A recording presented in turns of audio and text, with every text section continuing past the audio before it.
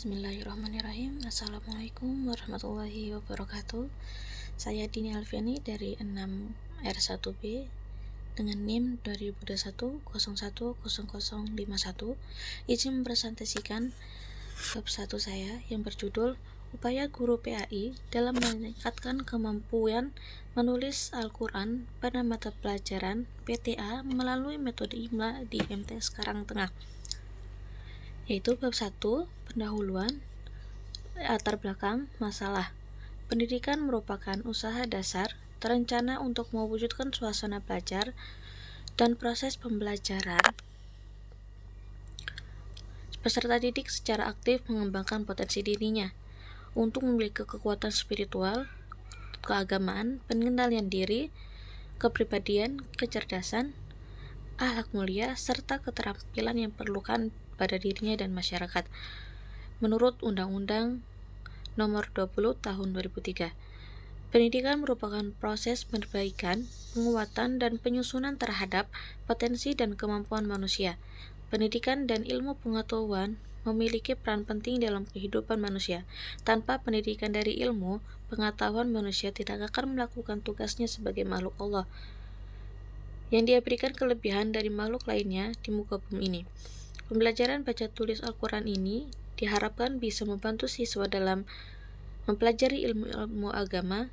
Jika sama sekali tidak bisa membaca dan menulis Al-Quran, maka kesulitan ketika dihadapkan dengan pembelajaran ilmu-ilmu agama yang bersumber dari Al-Quran.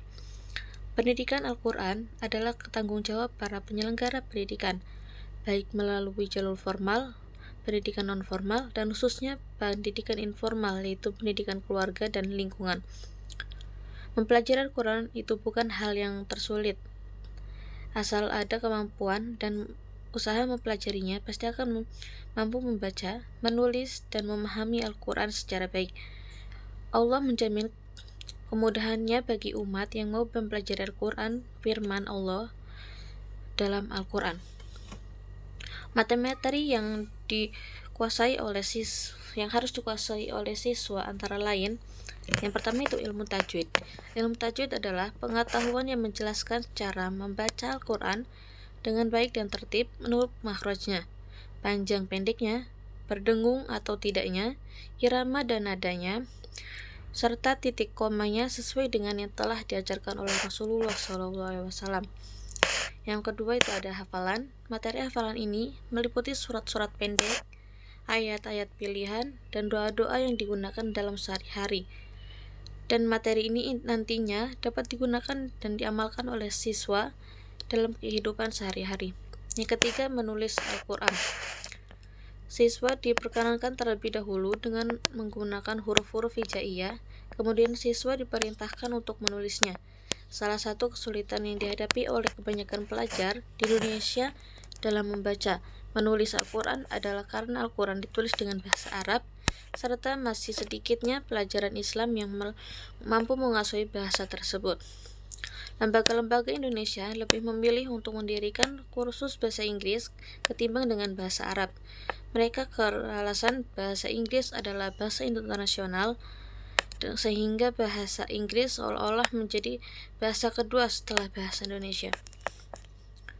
Namun seiringnya zaman melihat pentingnya Al-Quran sebagai pedoman hidup manusia, pada akhirnya banyak yang minat di kalangan umat muslim untuk mempelajari Al-Quran. Hal ini tandai dengan tumbuh suburnya lembaga pengajar Al-Quran seperti TPQ atau TPA, dan bahkan pada lembaga sekolah yang memberikan kegiatan pembelajaran dalam mempelajari Al-Quran. Karena hal ini Tenggari mampu meningkatkan prestasi belajar siswa, khususnya pada mata pelajaran pendidikan agama Islam. Yang lebih penting lagi, hal ini dapat membentuk siswa yang lebih baik dan beramal soleh.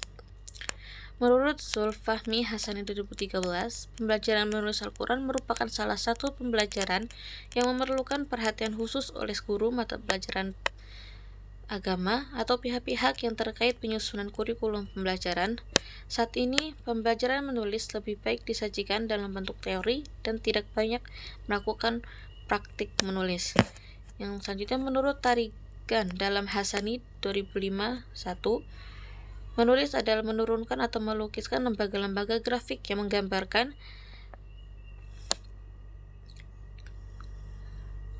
suatu bahasa yang dipahami oleh siswa, seseorang sehingga orang lain membaca lembaga-lembaga grafik atau mereka memahami bahasa grafik tersebut.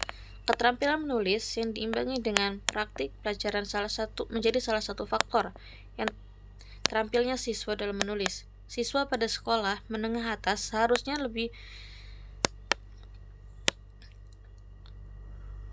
dapat menggagasan pikiran dan perasaannya dalam secara menulis.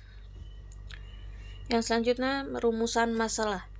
Berdasarkan latar belakang di atas, maka permasalahan yang diteliti dengan merumuskan masalah sebagai berikut. Yang pertama, bagaimana upaya PAI dalam meningkatkan kemampuan menulis Al-Quran pada mata pelajaran BTA melalui metode IMLA di MTS Karangtengah. Yang kedua, apa saja kendala yang dihadapi oleh siswa pada pelajaran menulis Al-Quran atau IMLA. Yang ketiga, bagaimana pengaruh pembelajaran menulis Al-Quran terhadap prestasi belajar siswa pada mata pelajaran pendidikan agama Islam di MTS Karangtengah. Yang selanjutnya ada tinjauan penelitian. Yang pertama itu menganalisis upaya yang dilakukan oleh guru PAI dalam meningkatkan kemampuan menulis Al-Quran melalui metode IMLA pada mata pelajaran BTA di MTS Karangtengah. Yang kedua, menganalisis hasil observasi, wawancara, dan data siswa untuk mengevaluasi aktivitas upaya guru dalam meningkatkan kemampuan menulis Al-Quran terhadap siswa. Yang ketiga, mengevaluasi pengaruh pembelajaran menulis Al-Quran terhadap prestasi belajar siswa pada manfaat pada mata pelajaran PAI di MTS Karangtengah. Yang selanjutnya, ada manfaat penelitian. Dari pemaparan tujuan,